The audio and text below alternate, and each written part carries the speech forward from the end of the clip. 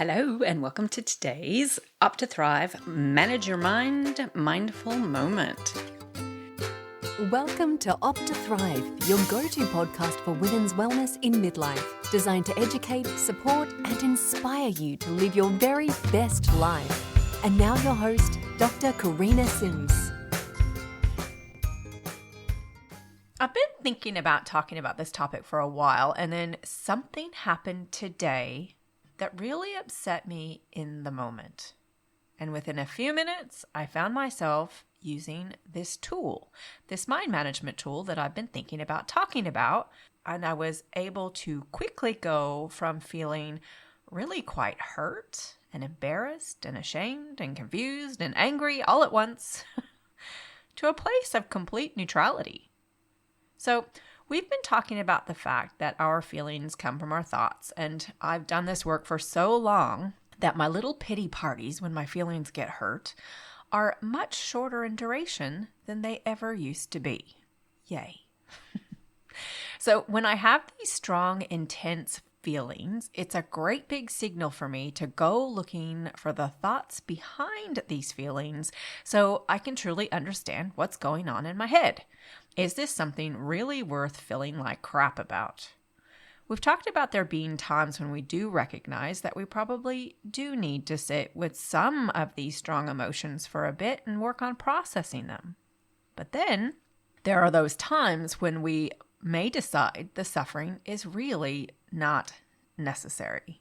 And for me today, this was one of those times. So let me walk you through what happened. It's currently our annual Easter camp weekend, and we camp within about an hour of our house, so I'll often duck home to do some things like go to the gym. Why would I miss a session if I don't really have to? So today was a gym day, and then I also needed to get home for a bit to do some editing for the release of this week's podcast. So off I went, waving goodbye to everyone around the morning campfire.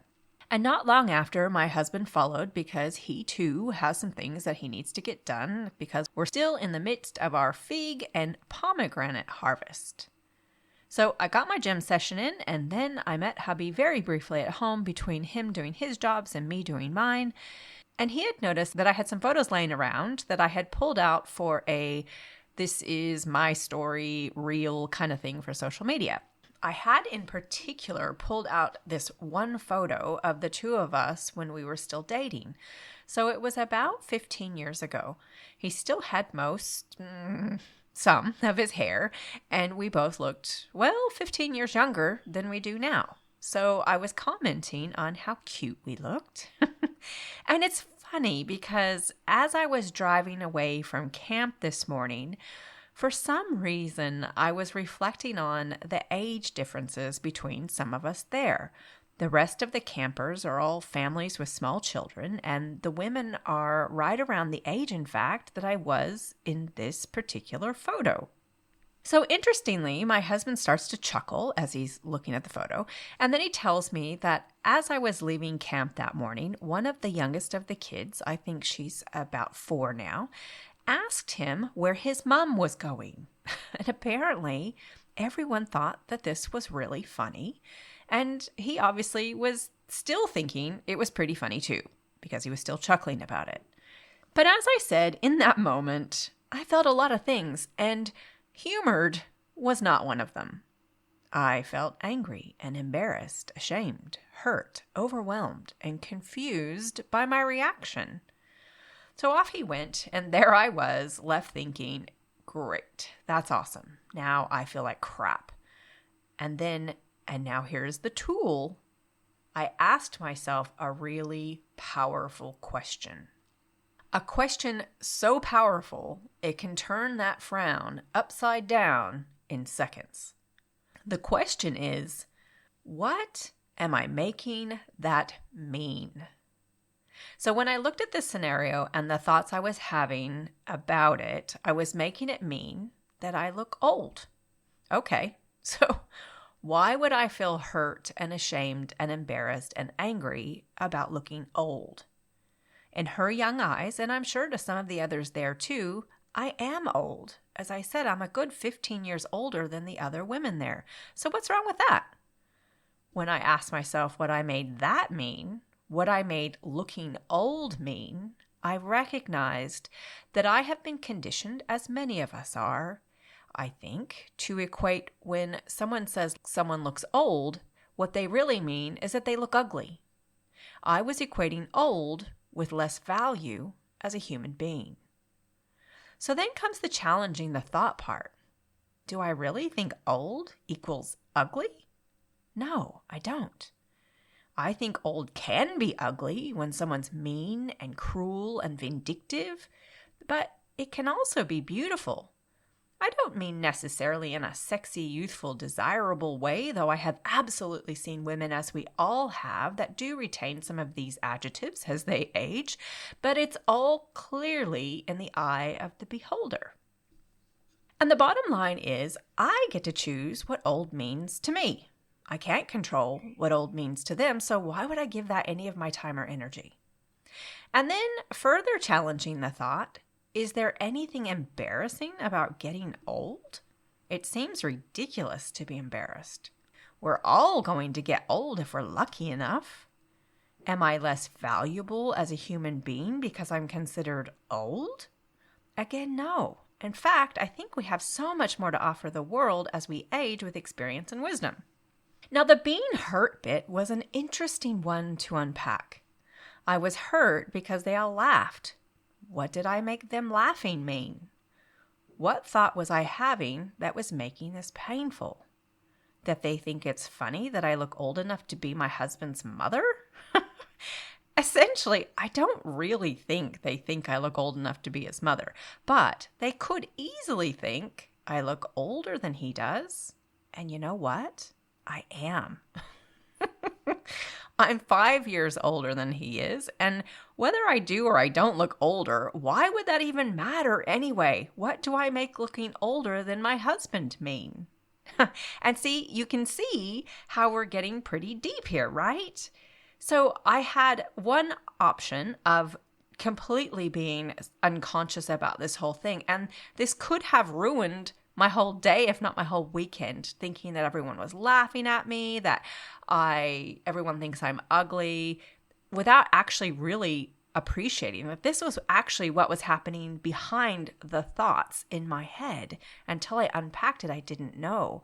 And it really could have sent me reeling in another direction. And in the past, these kinds of thoughts would have, not necessarily about age, but about anything, any trivial thing could have sent me off in a direction that could have caused a lot of suffering. I am sure that there are some of you out there that are nodding your head and appreciating that this has happened to you too. So you can see that we're getting pretty deep here. We've talked about challenging our thoughts before, and this is one way that we can do that, by asking ourselves what we're making that thought mean. Sometimes, though, just finding the thought can make you see how ridiculous your brain is being without much challenging at all. But if you've asked yourself what you're making it mean, and you're still not quite there yet, you can then take that thought and challenge it even more directly. This is where I love Byron Katie's work with the 4 questions and the turnaround. I'm paraphrasing a little bit here, but essentially the questions are, is it true? Is that thought true? Is it really true? Like 100% true? How do you react or show up when you have that thought? Who would you be without that thought? If you could never think that thought again, who would you be? How would you show up differently? And then after the questions, you do the turnaround. So you turn the thought around in different directions to find other possible truths. You find specific, real examples of how each turnaround could be as true or truer than the original thought. So let's take the thought, they think I look old, complete that with what I'm making it mean, which means they think I'm ugly, and let's take it through the turnarounds. First, you turn it around to the self. They think I look old, which means I look ugly, becomes I think I look old, which means I think I'm ugly. That's an interesting one. And then second, turn it around to the other. They don't think I look old, and they don't think I'm ugly. That could be true. I don't know what they're thinking, right? And then turn around to the opposite. They think I look old, and that doesn't mean I'm ugly. Yeah, okay, like that one. Or another really powerful opposite. They might think I look old, or they might not be thinking about me at all.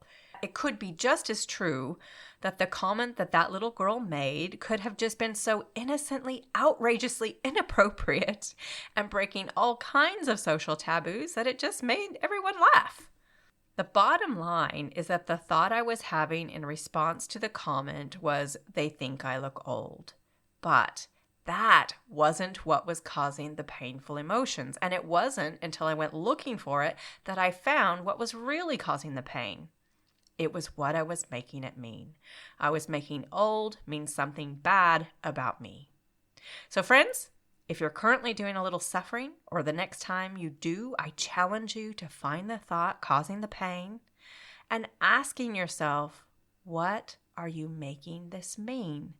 And is it true? Is it really true? Could any of the opposites be just as true?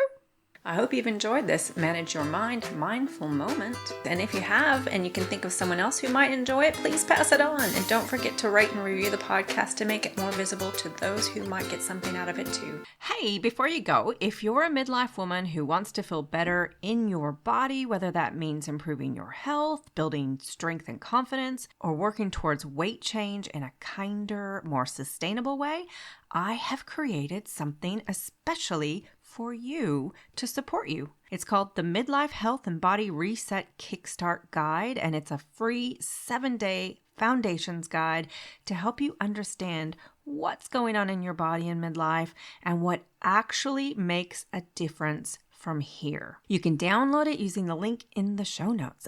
And if you're ready to take that work to the next step and you would like some personalized support to make it work, I run a 12-week midlife reset program where we work together on body recomposition, so losing body fat while regaining muscle, the absolute best thing we can be doing in midlife to combat midlife metabolic convergence. You get a custom strength training program from an exercise physiologist, weekly coaching with me, personalized nutrition guidance, and accountability to help you actually follow through.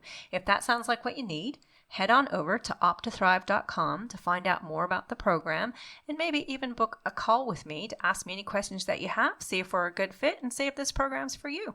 Have a great week, everyone. And until then, I hope you opt to thrive. The Opt to Thrive podcast is designed for information purposes only and is not engaged in the giving of medical advice. The information provided on the podcast should not be used for diagnosing or treating a health problem or disease. In no way should the information provided by Opt to Thrive be considered medical advice, and at all times the advice of a medical professional should supersede recommendations from Opt to Thrive. If you have or suspect you may have a health problem, you should consult your healthcare provider. The views expressed in this podcast are purely that of Dr. Sims and do not in any way reflect those of the institutions she contracts with medical services to. Thank you for listening to Opt to Thrive.